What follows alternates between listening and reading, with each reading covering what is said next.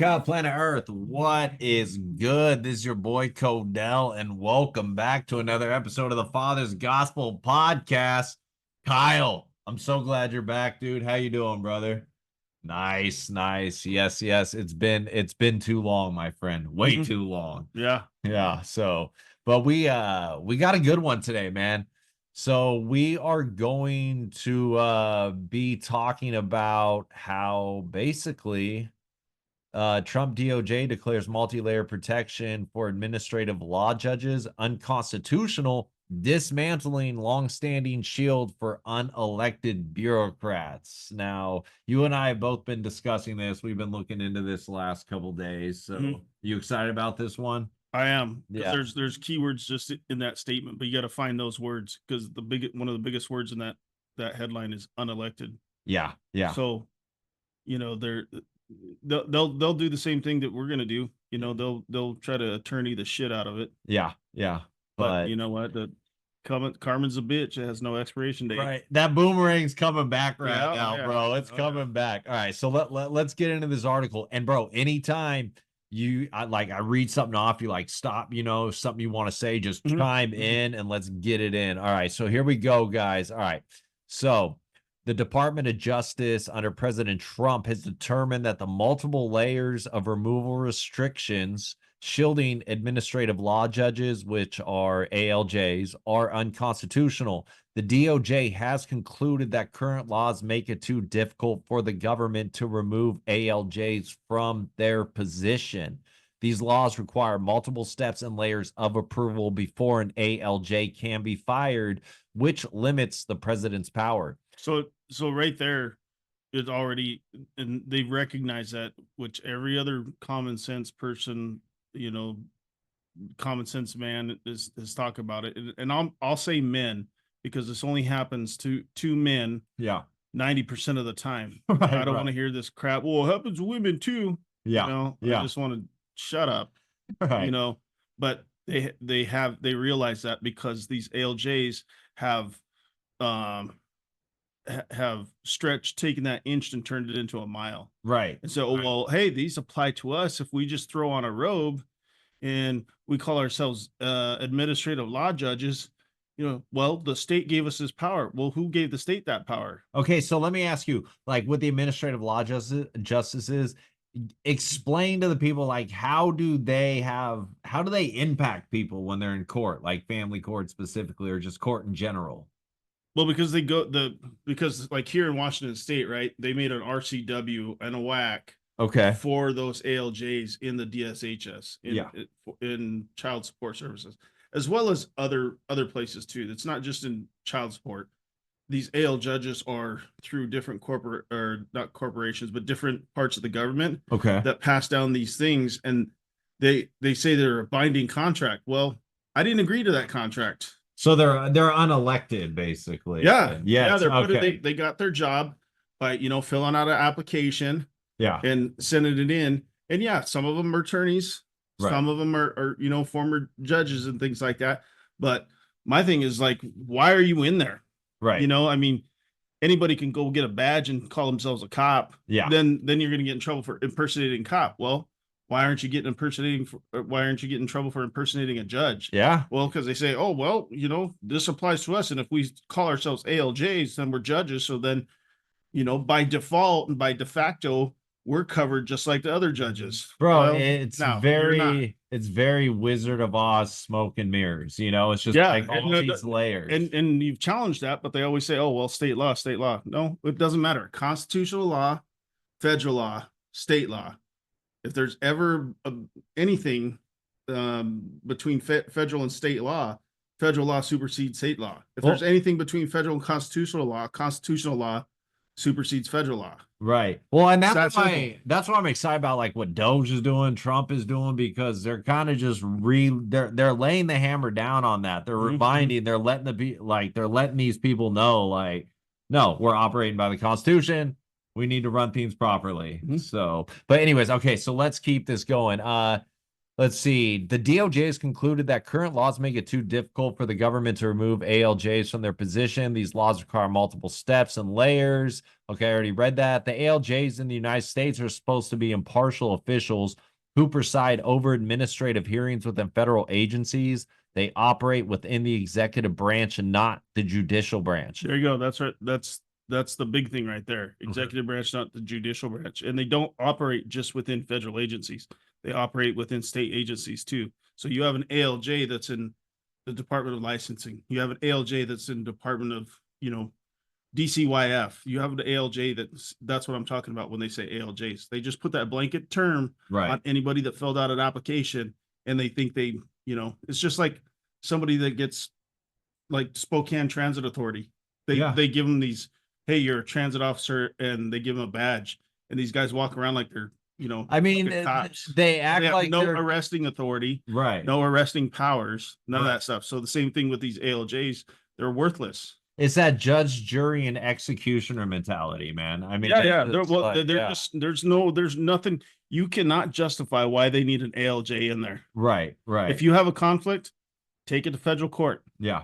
Let the real judges do it. ALJs are a fucking joke. Yeah. All right. Let's keep this going. Okay. So it says a letter from Acting Solicitor General Sarah Harris to Senator Chuck Grassley outlined the DOJ's stance, explaining that restrictions preventing the removal of ALJs under 5 USC 1202D and 7521A are unconstitutional under Article 2 of the U.S. Constitution.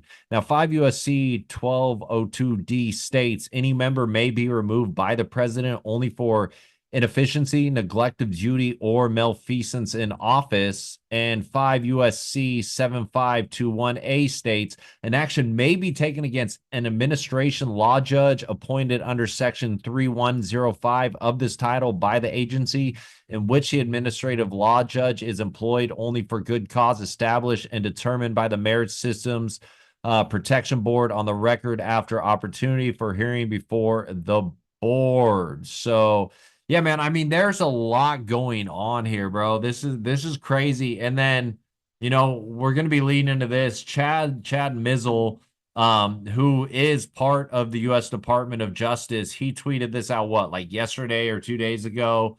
The Department of Justice is determined to multiply layers of removal restrictions. Go back up. Go back up. You're jumping ahead too fast. Okay. Where do you want me at? Go up. Go up. All right, right there.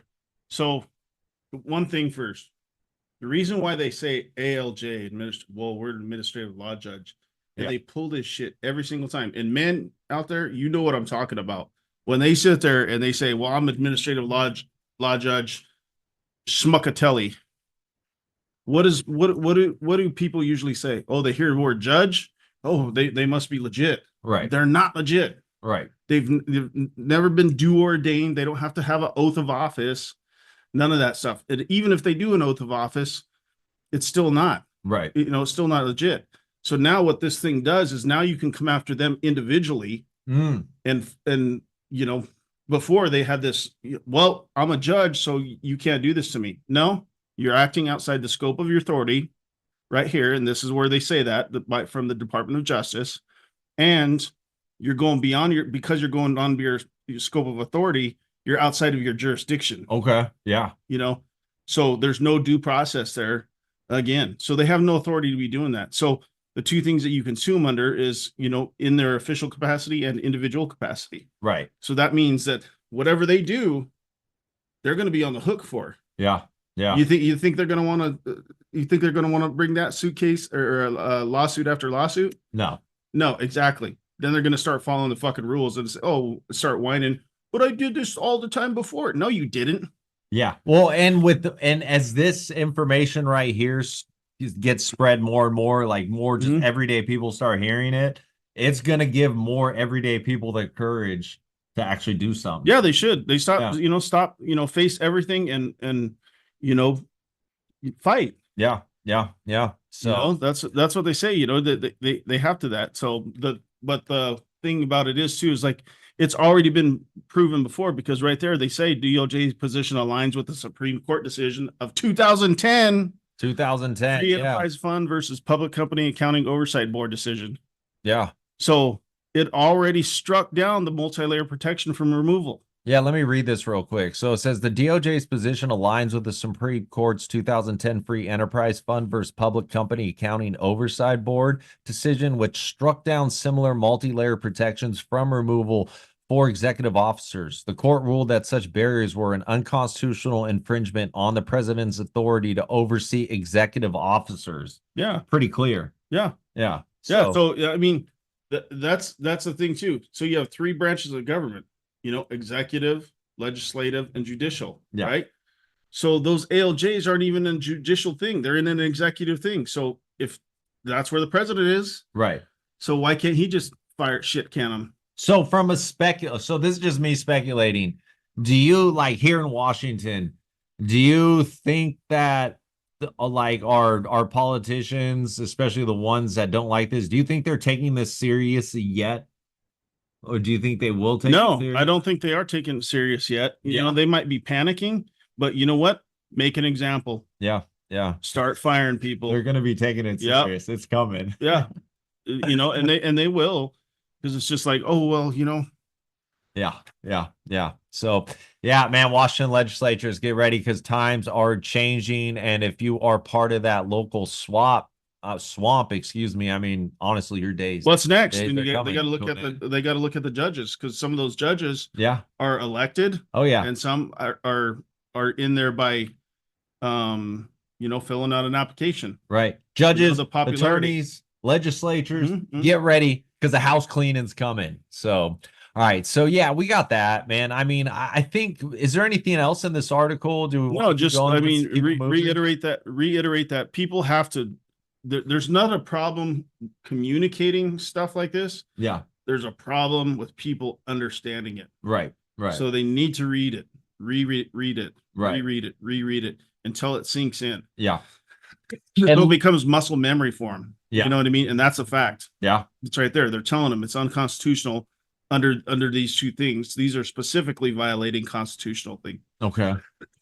People misinterpret that and miscommunicate that because they don't understand it. Right. And then they get mad because they look stupid. Yeah. Well, and I mean, I already know a lot of you know this, but I mean, sometimes, like, if you're like me, I mean, I just accept the fact a lot of this stuff, I got to reread it several times sometimes to fully wrap my brain around it, because especially some of those bills, those new bills I read, it just scrambles my brain at first. I'm like, what the hell is going on here? So they do that. They knowingly do that. Yeah. They knowingly do that to these bills. Right. Because who's it written by? Attorneys. Right. Right. So they're trying to play stump the chump with people. But you know what's funny is, like, with you, because I've learned, like, certain key words now to look for and all that stuff, and so that has made it a lot easier when I'm reading through bills where I'll come across certain words. I'm like, that's a red flag right there. Yep. Yeah. That's giving them a loophole to, like, pretty much do whatever they want to do. Yeah. So they use big words to cover up shit that they don't even know about. Like empirical. Yeah. Why don't you just say observable? Right. All right. So you guys, I just want to confirm with you guys before we move on with this. So this letter is officially from the Department of Justice. This is Chad Mizzle's official Department of Justice X page, and this is him tweeting it out. So we encourage you guys to read the letter. Should we just read it real quick? Well, he's the chief of staff where at? He is the chief of staff at the Department of Justice under the relationship of Pam Bondi and Trump. So under the leadership of Pam Bondi. Yeah. So yeah, it's more than a credible source. It's a legit source. It's legit. There you go. So, because I mean, we got to set that up for these people, because then, some of them are wishy-washy. Well, I don't know. They're too afraid to. Right. But there you go, people. I mean, you guys, look at this. We have this is high up in the government. They are shaking up what's going on right now. So we need to take advantage of these opportunities. Oh, yeah. Yeah. So, all right. So I think we're good on that. Did we want to read it real quick, the letter?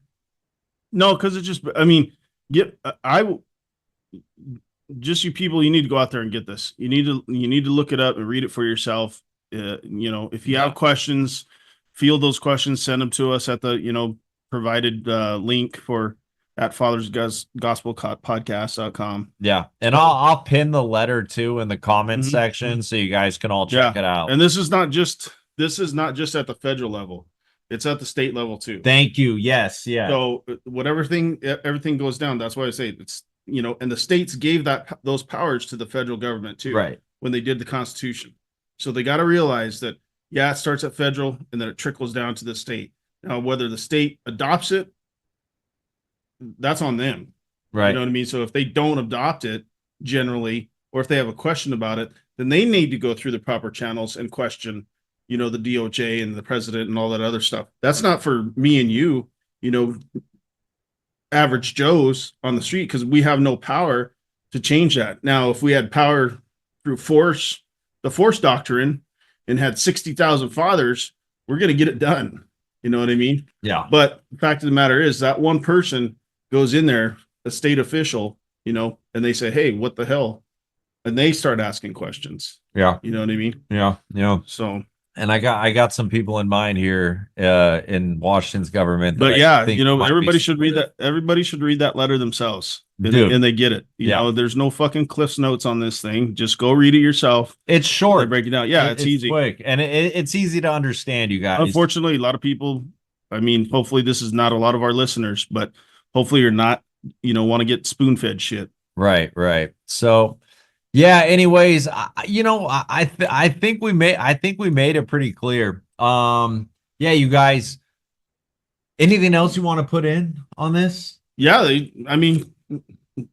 beware. Yeah. Yeah. Be better grow eyes in the back of your head. Yeah. Because it's coming. That ball's dropping, Yeah. You talking about the government. Yeah. Yeah, acting naughty. The state government, yeah. Yeah. Those officials, basically. Right. Those officials, judges. Yep. Hey, it's coming. Yeah. I hate to say I told you so, but I fucking told you so. Well, it's time, man. It's about freaking time. Yeah. It's long overdue. Yeah. Long overdue. Yeah. They want to do that. And, it's not, they want to complain about it. Democrats, liberals, women, they want to complain about this stuff. Right. Well, the bullshit stops. Yeah. It's over. So, all right, you guys, that's going to do it for today's episode. Before I get out of here, make sure you like, share, subscribe, comment, hit that notification bell. Thank you all so much. Love you, and God loves you. We're out. Peace.